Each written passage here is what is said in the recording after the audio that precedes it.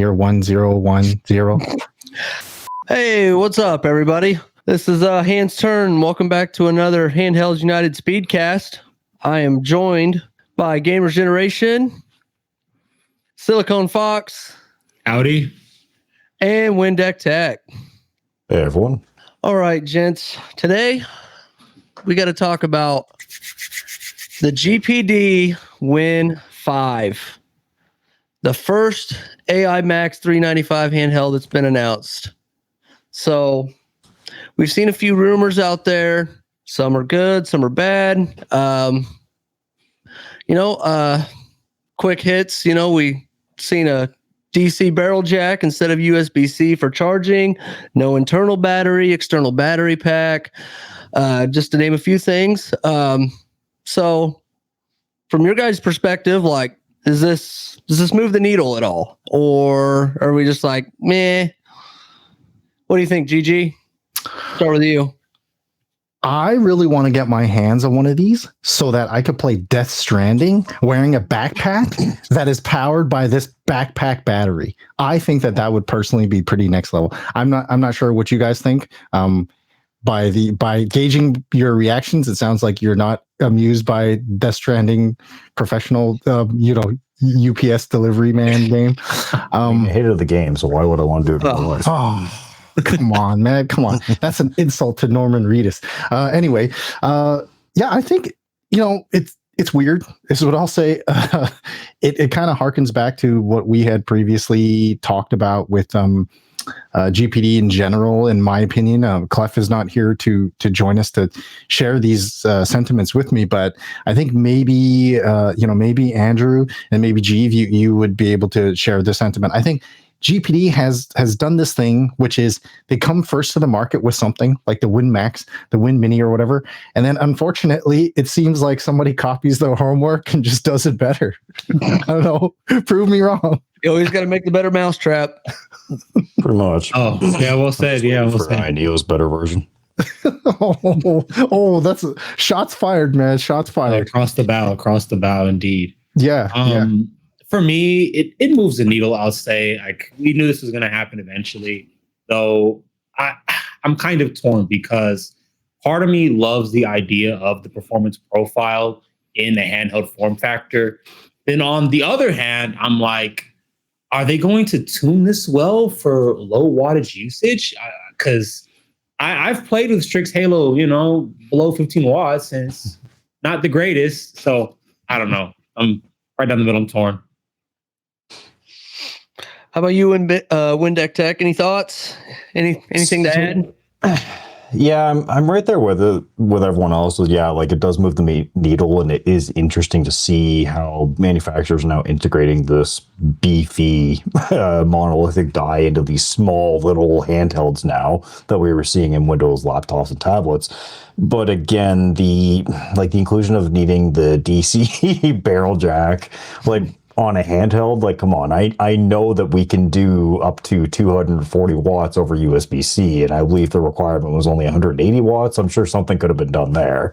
But the battery pack idea, I actually think, is kind of interesting, more so in the sense of if they did it with an actual proper handheld and not a meme product like this, in my opinion, it would just be easier for them for users to replace your batteries once they die. Like we see, like in my replacement of my ROG Ally with the JSOX battery kit, with my like 80+% whatever battery wear on my original one, only getting like less than an hour on 15 watt, it would make it easier. Like, okay, I buy a new battery pack and just slot that on right on the back. So that's a cool idea. And plus 90% of my playtime is near like an outlet or plugged in or whatever. So that it would be an okay kind of handheld for me, I suppose. But it's going to be a very niche use case for sure. And I'll be surprised to see how many they actually manage to sell these things.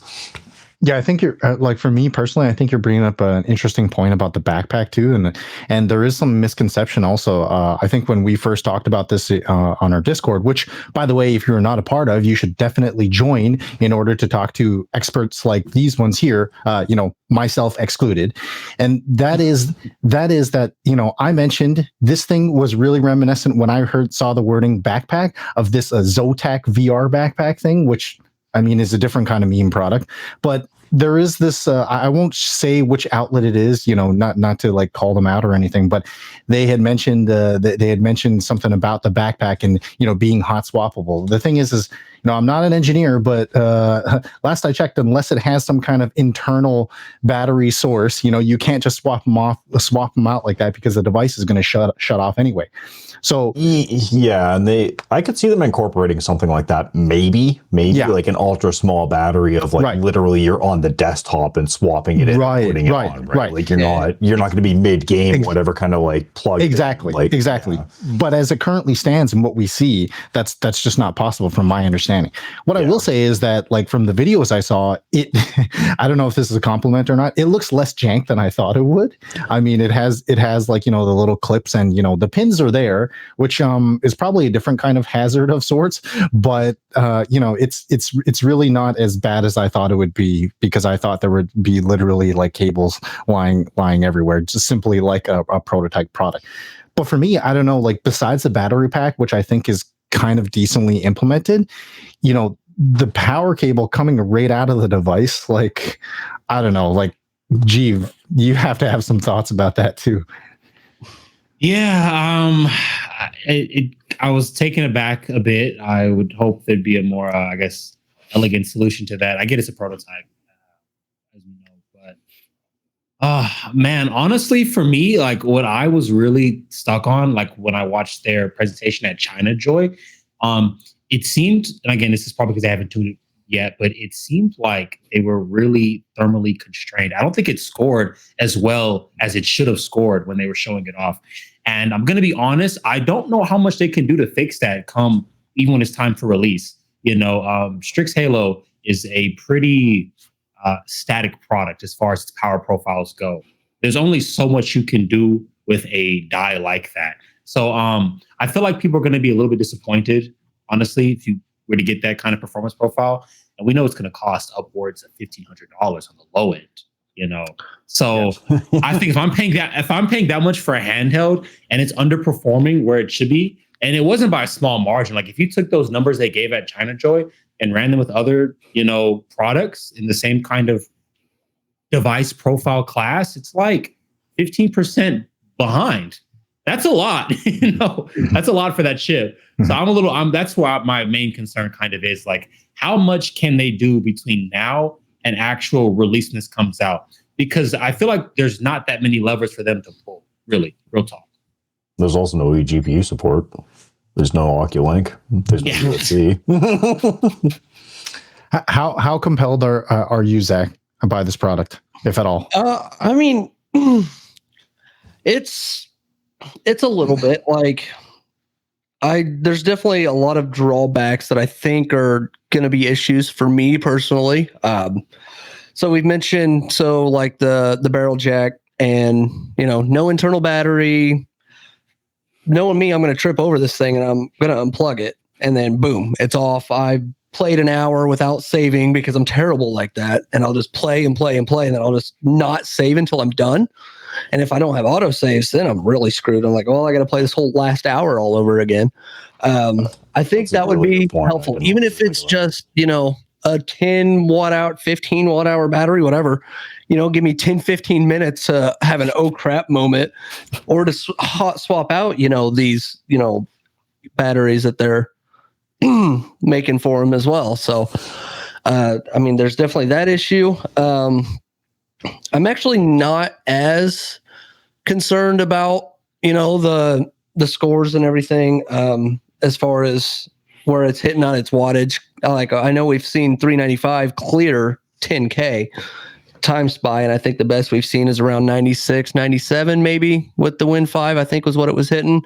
Honestly, for me, that's probably more than enough. Like, I'm going to be sitting at this thing, especially if I am on battery, at 30, 40 watt, TDP, like basically turbo mode, or, of what we've been using now, that 40 watt-ish range. So I'm going to, probably get hopefully double, kind of where we're sitting at now, which is more than fine. Like, I mean, just seems like we're just a hair shy of, being able to hit like 1080, 60 on medium. And that's all I need. So I'm a little less, worried about, like hitting that, like, let's, just punch this, 4K, let's do everything that we can with this 395 in a constrained space. But it does seem, I know it's got this beefy heat sink on it, but temps seem to do well even at 70 watts, which I thought was, kind of crazy. But yeah, like I definitely like it, but I think there's a few little tweaks, that can be done hopefully before this thing gets to market that, we can fix, or maybe the modding community, like, something to, maybe keep the the plug from pulling out, or, just the tiniest little battery that you can shove in there somewhere just to buy it a little bit of time, should something happen, I would say are the two biggest things for me. And then of course, price. If we're at 1,500, like, that's great. With everything that we've been seeing right now, Z2Es, HX370s sitting at 1,200 ish. So 1,500 for this, honestly, is a steal price to performance wise. How do we think this stacks up against, other options that are currently on the market, or say, the Ioneo Next 2? I know, Windeck Tech, you alluded to that earlier. So I'll start with you. What do you think? Versus, where we're at now and kind of what's to come. What do you think? Where do you think this lines up? I don't know. I feel like there was a better product to put this in for GPD. Like, if they're going to be competing against Ioneo and what they've announced and whatever, why would they go with the GPD Win series when that one was probably cemented with its fame and popularity with everyone of being that kind of PlayStation Vita, PlayStation Portable size, while also having that keyboard, which we've now lost, going to this AI Max, whatever chip, as well as other things. So I don't know. It just seems like a rushed attempt to get something out of the door, in my opinion, of like, okay, like, we have these chips, we have these deals with AMD or whatever, let's just get it into something. But I feel like they could have put it into something like the Win Max 2, like an actual, like, kind of like ultrabook notebook type deal. They would have had a lot more room to play with for battery and cooling considerations. You would have probably had an internal battery on that one even. And again, it's just, I don't know. Even with the Ioneo device, I'm not terribly excited by them. I'm not opposed to these devices, but I, like Silicon Fox was saying, I just don't believe that it's a good fit for like a handheld gaming device. If you're looking for something like the GPD that's going to be plugged in all the time, you're just going to be sitting on the couch or whatever, playing all the time plugged in, sure, whatever. But even with that, like, it doesn't look like it's using full-size sticks from the pictures that I'm looking at. It seems like it's probably using the same slimmer sticks. So again, like, if I'm a premium, like, high-end tier gamer and I'm wanting to get some sweaty gaming action in, I'm going to be wanting those full-size sticks or something too, right? I'm not going to be using a GPD small little handheld that has this AI Max chip in it. I might as well just get like the ROG Flow Z13 with that and have a decently sized kind of multi-purpose use computer laptop, right? But I don't know. I feel like the old Jurassic Park quote with Jeff Goldblum, like, nobody ever stopped to think whether they should. Like, they were too busy wondering if they could make it happen and making it happen, but nobody at like GPD or Ioneo was like, wait, who the hell's gonna buy this, and should we actually be doing this? Like, yeah, we'll say. Yeah. I probably honestly would have even tried to use one of the lesser models. I don't know if I caught that at ChinaJoy. Are they going to use like the 385 or any of the cut down SKUs? The 385, yes, I saw was an option. I think it's the only other option. I think it's the 395 or the 385. I think that sounds about right too. Yeah, because you go any lower than that, like, you're already hitting like the HX370, which I think they already have a Win 4 of HX370, right? Yeah, they do a refresh of that. Yeah. Yeah. And what's the thermal considerations like on the 8050, whatever, the cut down GPU? And like, it's probably the same or about the same, right? So like, oh well, their rated TDPs are the same. They go up from 45 watts to, I believe, like 120 watts or something like that. And to the point that Jeeve had mentioned earlier, I know someone in the comments is going to angrily type, "You guys didn't watch Fox's video. It goes down to 15 watts." We know this. Yes, we understand. can. But if you watch from his numbers alone, he even shows that, you know, something like the Z1 Extreme, the 8840Us will outperform it. It's telling you that, you know, this silicon is basically choked. Just because it can do doesn't mean it should be able to do it. Similar to, you know, like paraphrase, you know, what's his name? It's Dr. Ian Malcolm. That's what it is, right? From Jurassic Park. Yeah. So it just because you can do it doesn't mean you should do it. And I love so much, Andrew, that you brought up their other models, particularly the WinMax 2. I'm genuinely confused why they didn't choose, you know, any one of their own devices, right? Like even the GOAT. Yeah, even the GPD Pocket 4, which is not advertised as like a gaming handheld because it's more of a mini PC, right? Yeah. But that has the 8.8-inch display, which I believe is the same as the One Explorer G1 and the Legion Go. Thanks, like, why didn't they try for something like that? And then you could attach some controls onto the back of it. I feel like people would have been more interested in that rather than having your controls and then attaching a battery. Like that's kind of, you know, it's like putting, what's the phrase? Like putting the horse cart. That's exactly what it is, right? It's putting the battery behind before the controls, right? Like it's just like weird. It seems strange to me. I think there's going to be a lot of disappointed customers buying these devices. Yeah, just expectations versus reality. Not to say that they're bad devices, the performance can't be good or whatever. I just think for the price that you're going to be paying for these, considering the performance that you're going to get in a cut down version with thermal constraints and everything, especially something like the GPD, like I don't know, I would be severely tempering my expectations on anything out of these, and you're going to be paying through the nose for any of the models. So yeah, I agree with you. Honestly, just go for a Steam Deck. And to that point too, right? And I know someone's going to get their pitchforks out ready for this, but like for the price that we're assuming that this is going to be, like a minimum of $1,500, like there's great laptops right now that are for sale that have, you know, 5070s in there, which is going to blow away a Z13, right? A dedicated laptop. You could have that just sitting right next to your bed. Yeah. And then you stream from that to your Steam Deck or whatever. Yes, I understand it's not the all-in-one device or whatever that maybe you want, but like you're going to have something that is arguably more versatile because you're not, like, you know, tethered to the wall the whole time anyway, you know? So yeah, I don't know. I think it's just personally weird. It's a weird choice for them. Like, and to me, that's a little bit sad because generally speaking, I've seen GPD come up with, you know, to be the first with new things, like the first one with the 7600 MXT eGPU, but like, this one just seems like a misstep. To Andrew's point, it's like they were the first one to get the AI Max 395 contract, so they're like, hey, yeah, let's just throw it into this, and it's just confusing. I don't think it's going to sell as well as they're thinking it's going to be. There's a big difference between people commenting saying, hell yeah, I'd love to see this in the handheld, and then the actual people that have the money and would be willing to spend the money on that when it launches. So yeah, that's something I'm glad you brought that up, because this is something that I've been talking to a few contacts I have. Like I spoke to somebody at Asus about this. Like they were like, you know, they're a little bit disappointed in the sales of their 395 models. You know, not just them, HP as well, other companies as well. Like it's exciting tech, but it's expensive. You know, it's such a niche thing, and I don't think people are really seeing their ROI on it. So I'm a little bit, as you say, Windeck Tech, I'm a little nervous to see how this sells as well, because I don't think it's going to sell well from any company. 1X Player, INEO, GPD, I don't think they're going to sell well. And if you think about it, really, the people that were wanting this chip and going to buy it, I guarantee they've bought the Flow Z13 already. Yeah. And they're probably loving the hell out of it, right? Like, it's a good device, it's good performance, but it's going to be a lot better suited in that device than it would be in the GPD.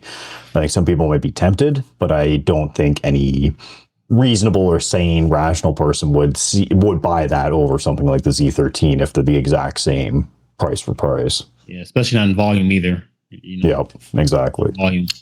Well, good thing nobody here on this panel or in the audience is sane. Am I right?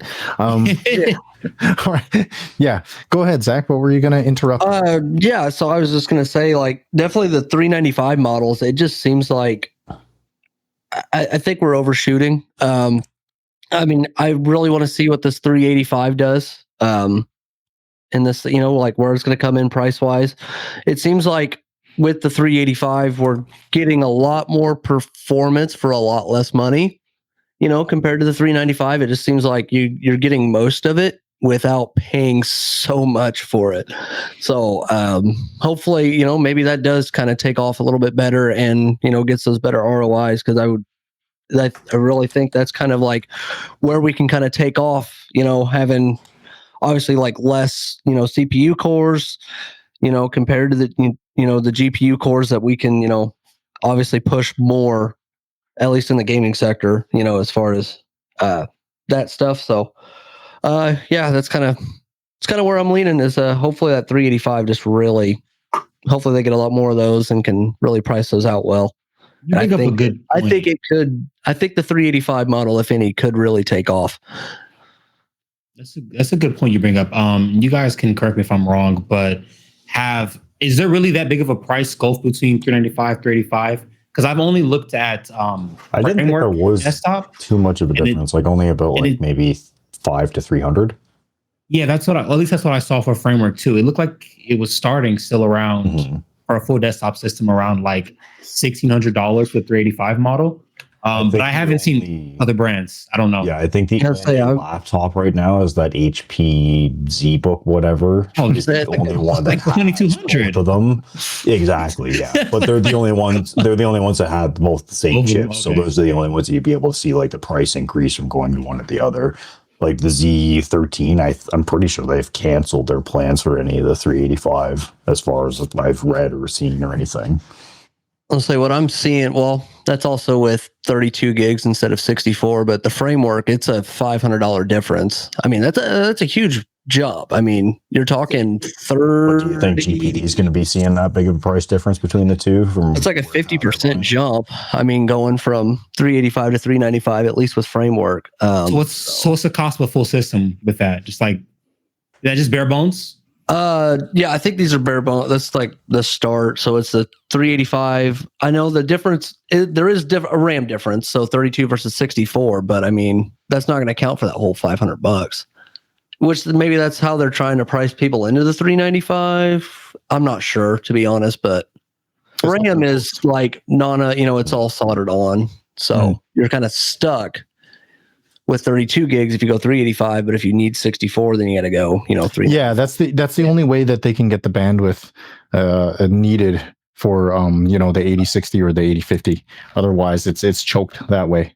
I know there's the main boards that might shed a little bit of a difference. Well, I mean, it's still a 3264, but yeah, it's still the $500 difference. So it's 800 versus 1300. Just main boards? Just to jump up, between those main boards, the extra 32 gigs of RAM and the 395 instead of the 385 is. So I mean, it's basically a $500 jump. So I mean, that's about a 50%. I mean, with their product stack, as far as 385, I haven't seen much else with the 385 right now. I think that's the only one really. I think HP's. I know they talked about it, but I don't know if it ever materialized. Expensive, really expensive. But to Windeck Tech's point, I was just thinking about. I'm like, man, he's right. As far as margins go, for someone like INEO or GPD, once you start like actually factoring in R&D and like trace work on the board, that's going to be really expensive to implement. Even a 385, like they're like Framework's main board's different. They've got a bit more economies of scale to work with and play with, but if I was GPD, I'd be looking at 385 model. I'm like, oh, I don't know. That's I don't know. That's a tough one for me. Yeah, we've also got. I know. I've just seen a quick rumor of it. I think ETA Prime's the only person that's talked about it because I've tried to Google this thing.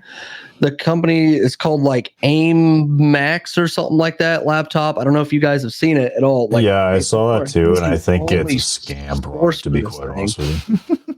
I mean, that's the website's down. But I mean, they're supposedly saying, $1,000. So I don't know if this is 380, 385 maybe, but Mr. Windeck Tech, are you insinuating that a company called AI Max that is supposed to have a chip inside that's called AI Max might coincidentally be a scam or a rug pull. And that a certain YouTuber will be peddling a scam? Never. Oh goodness. Oh goodness. Well, but yes, quite a conundrum we got here. Yes. I think it's fairly safe to say what Windeck Tech is saying. Maybe a little less bluntly though, that $1,000 seems very unlikely, simply because remember when the ROG Ally came out and all these quote unquote Chinese companies were going to be making all these different random handhelds. There was like the TJD whatever and all those things. Like how many of those came to fruition, right? Yeah. Like, I think probably in one of the better case scenarios, this AIMAX laptop is actually like an ODM or an OEM product. Like it's just like, for those unfamiliar with how that like kind of system works, is like some other company makes this design and then a bigger company buys that design from them, right? Which looked like the case with the Acer Nitro Blaze It and the Terrans Force Handle 5, right? Those I think the 7-inch models, they looked identical, probably because Acer bought that design from them. But I think in a previous speedcast that we talked about, to Clef's point, I think they were not given, or they were not seeded the contracts for the Z1 Extreme, which is why they had to go with the mainline chip of a 7840U or an 8840U, the same way that Zotac did. And I mean, that's just like basic business, right? I mean, we could feel whichever way we want to feel about it, but if you're doing business with someone and they give you the most business, it makes sense that you would treat them well, or with a favored product, right? You're not going to give some random stranger you're the best batch of apples that you're selling. That makes no sense. That's not a good pricing either. Yeah, that's a terrible business strategy, right? So yeah. Before we wrap up though, Zach, did you have any other thoughts that you wanted to share with us, particularly maybe your love for the Neo Next 2?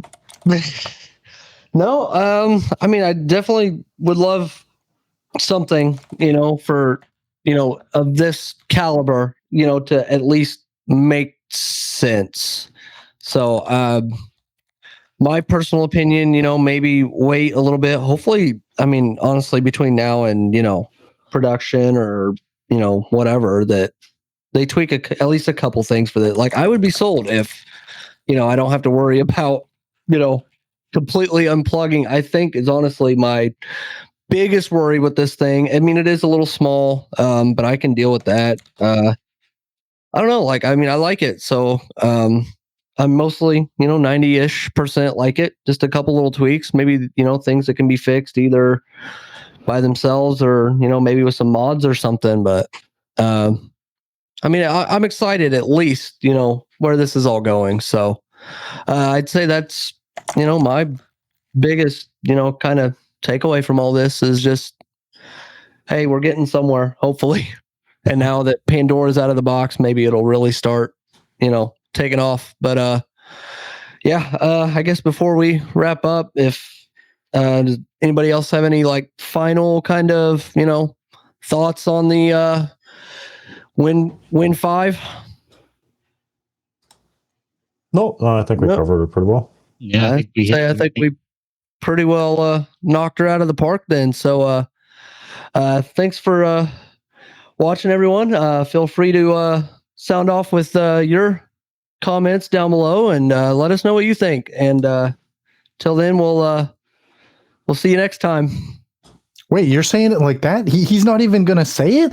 Wait, dude, I thought you were gonna say it should have been a WinMax 3. Really? You're just gonna say that? Oh man. Okay. All right. Anyway.